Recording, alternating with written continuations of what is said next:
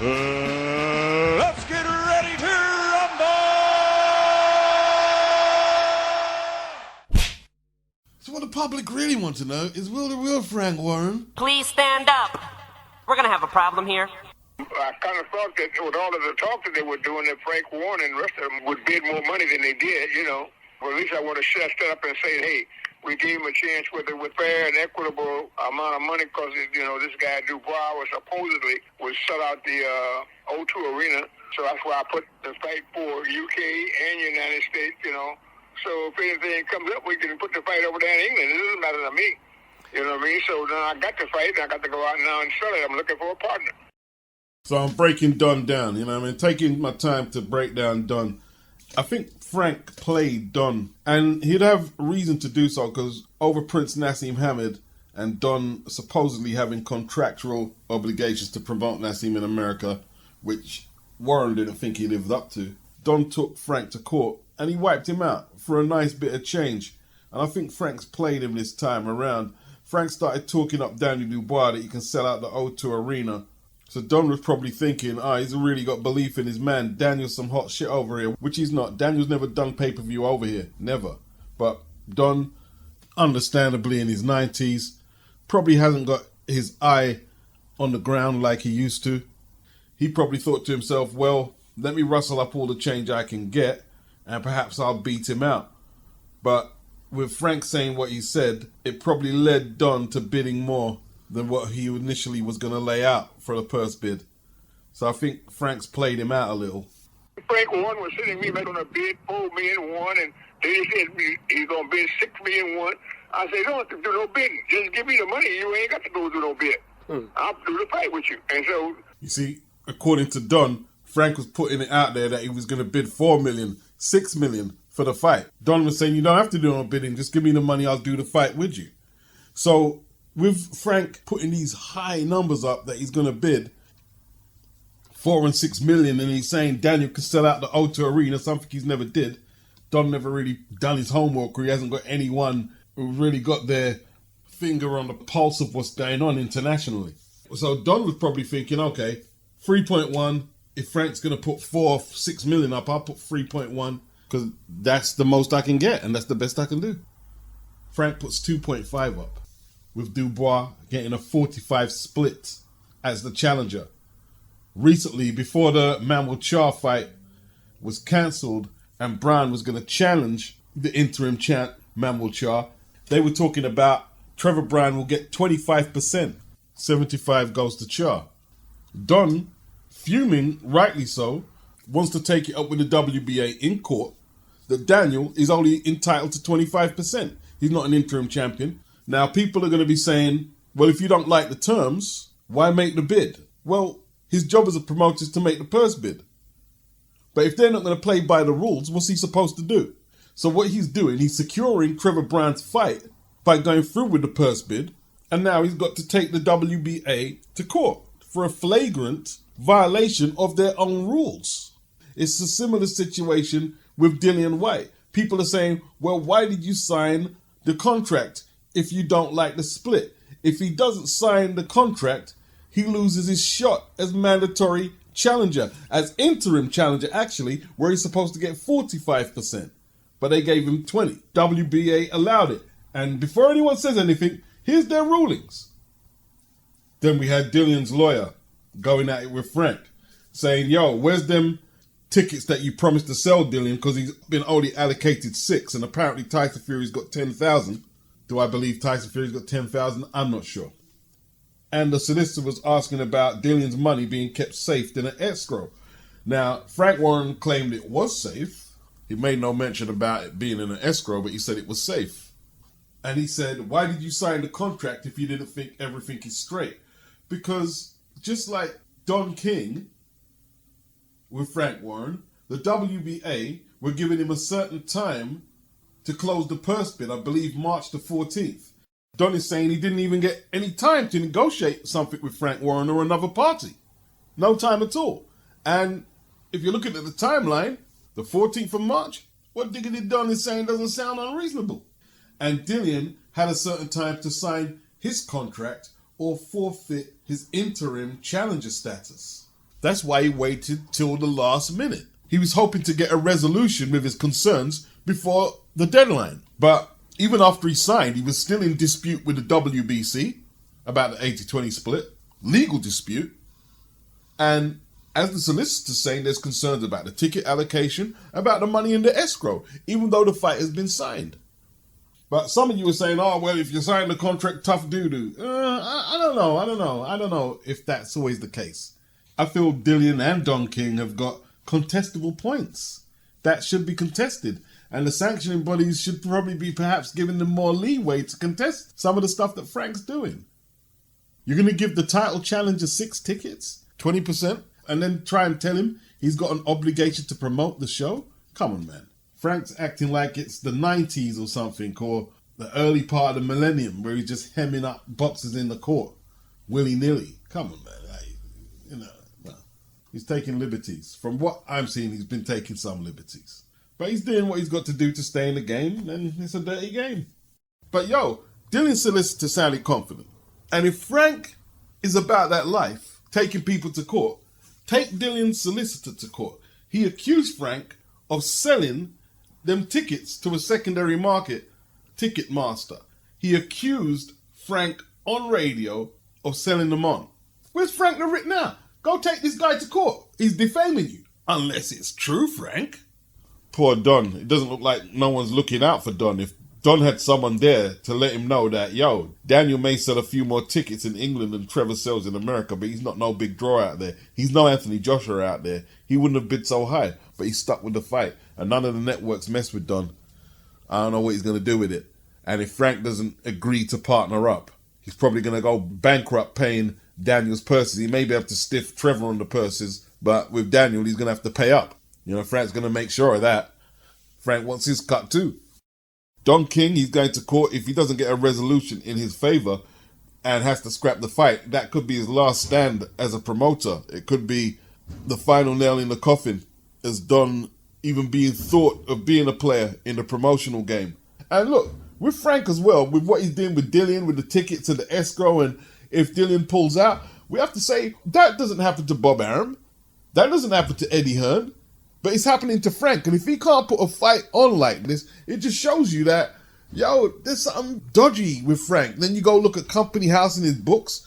So he better get this fight over the line, man. The Dillian fight, he needs to get that over the line. And if he blows this opportunity for Daniel because he wouldn't partner up with Don, who he knows isn't a force in the game anymore, then we're going to have to look at Frank funny style.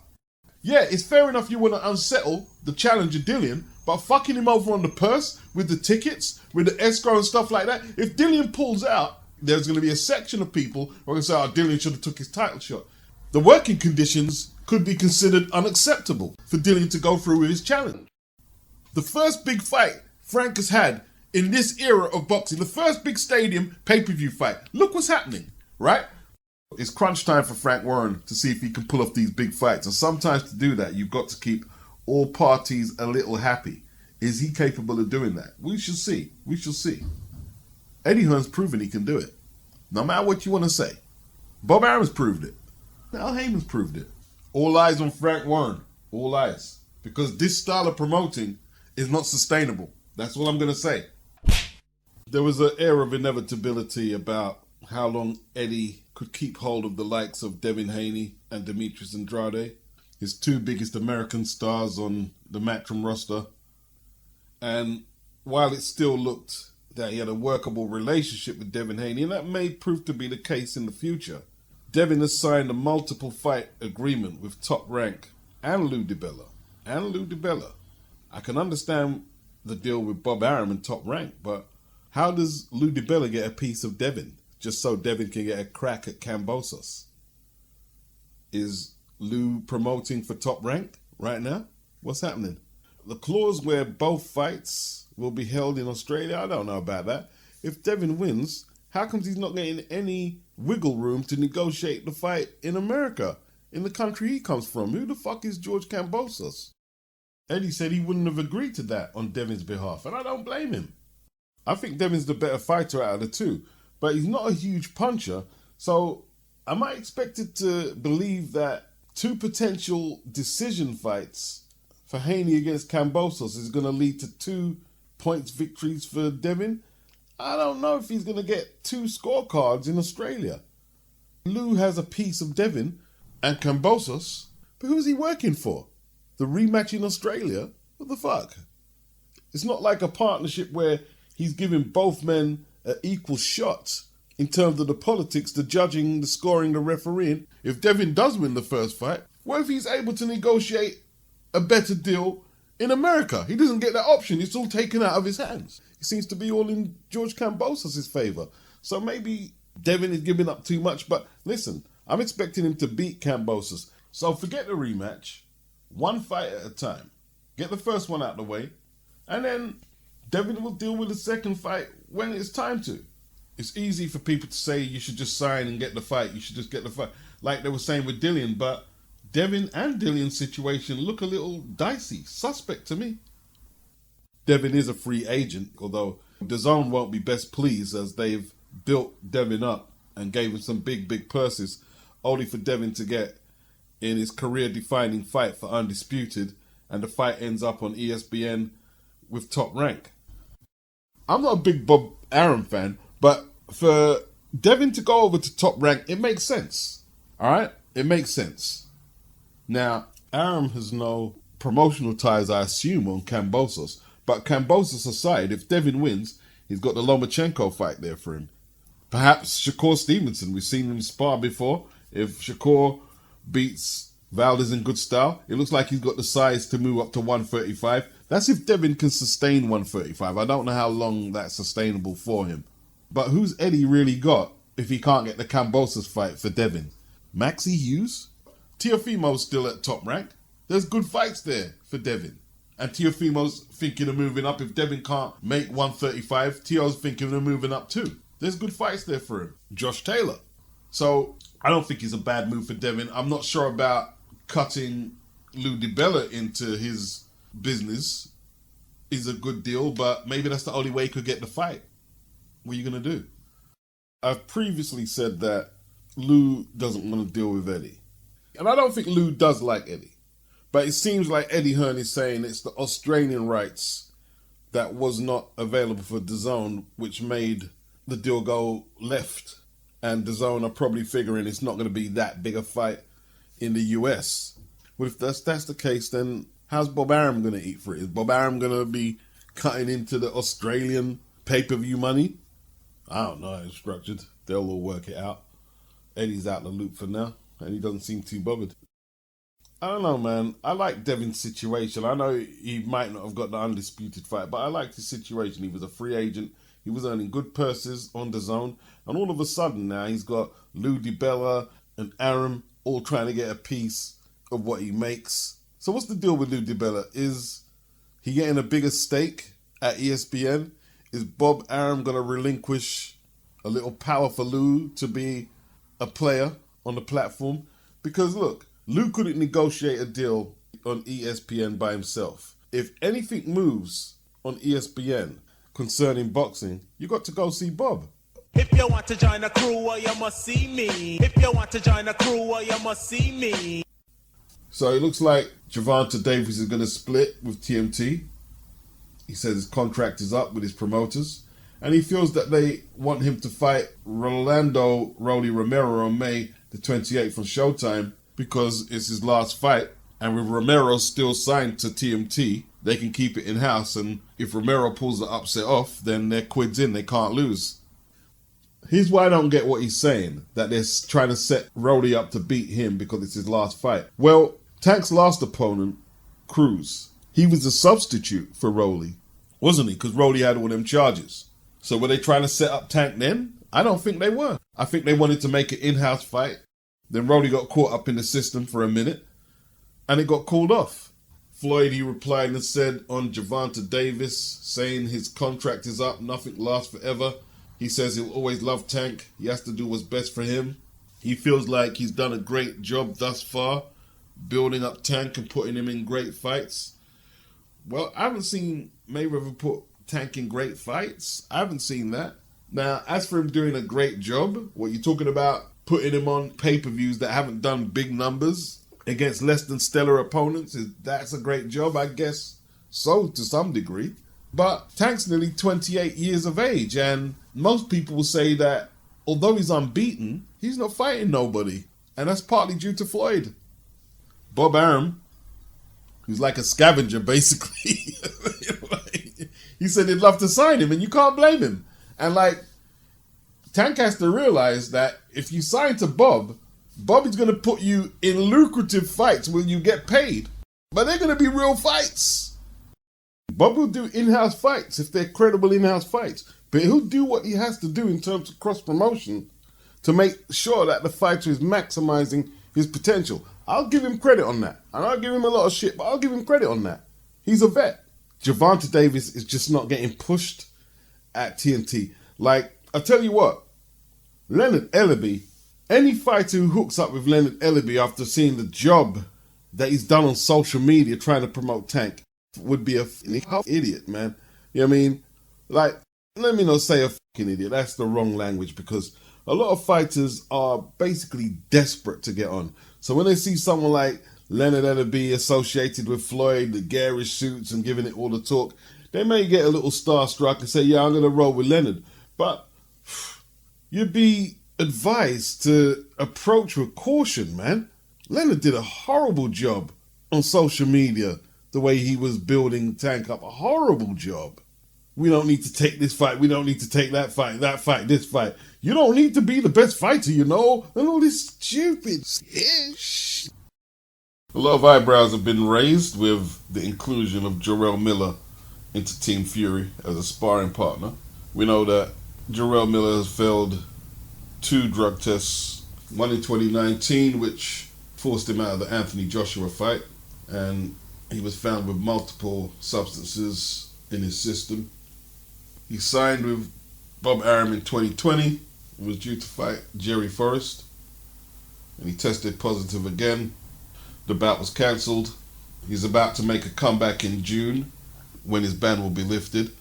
The question is who's going to sign him? Like, is any promoter of any worth going to sign this guy? Would you take the chance? Eddie Hearn said he still owes him money. You'll have to take him to court to get that money, Eddie. Would PBC sign him? Pro bellum? Now, periodically, I will brag about how I predicted Jarrell Miller to either get disqualified against Anthony Joshua or test positive for PEDs, and he tested positive for PEDs. And it wouldn't surprise me if he popped again for the 3rd time, like he's trying to break the record for how many times you can get popped and how many substances you can get popped for. But I guess people are looking at it, like him going in the Fury camp, and without no rationale, logic behind what they're thinking, I bet him and Tyson are juicing up there. I don't believe that. I think he would serve as a good sparring partner for Fury. Doesn't fight like Dillian, but it's not about getting opponents to fight like Dillian, really. It's about preparing for Dillian. Sandor Martin, who had an upset win, I believe in October last year against Mikey Garcia, he's back. He takes on Jose Felix for the vacant WBA International Super Light title. He's currently ranked number 4 by the WBA. O'Hara Davis has got a number 3 ranking with the WBA. That's quite impressive, isn't it? That's higher than the likes of Regis Prograis. But yeah, Sandor is back. Is he genuine world class? Well, I want to watch him this Friday on the Zone to get a better read on what he can do. I don't know much about his opponent, Jose Felix. He looks pretty experienced. I'm going to end on this one. TYSZU, I have to stay active, make as much money as possible, and improve day by day. Now, make as much money as possible, that's a given, you know, but I'm focusing on I have to stay active. Yes, it's so important. I mean, you contrast that to what TERRELL GAUSHA said after losing last weekend to TYSZU. I hate losing, but I went out like a champion. Now, I have to disagree with that because a champion preps himself properly, right? Just like a serious contender preps himself properly. As a contender, TERRELL just ain't fighting enough 3 fights in the last 2 years. The guy who's saying I have to be active TYSZU has had 6 fights, double the amount, and he's saying he has to be active. Terrell didn't say anything about the inactivity. He's not even acknowledging it. And that's an issue with that side of the street. A lot of the PBC supporters, they probably are beat, so he's always trying to diss us. I don't think they understand my frustration with watching guys like Terrell GAUSHA. I know Terrell GAUSHA can fight. Go watch my Erickson Lubin Terrell GAUSHA post-fight, right? I know he can fight. But I know his inactivity and his lackadaisical approach to fighting is hampering how far he'll ever go.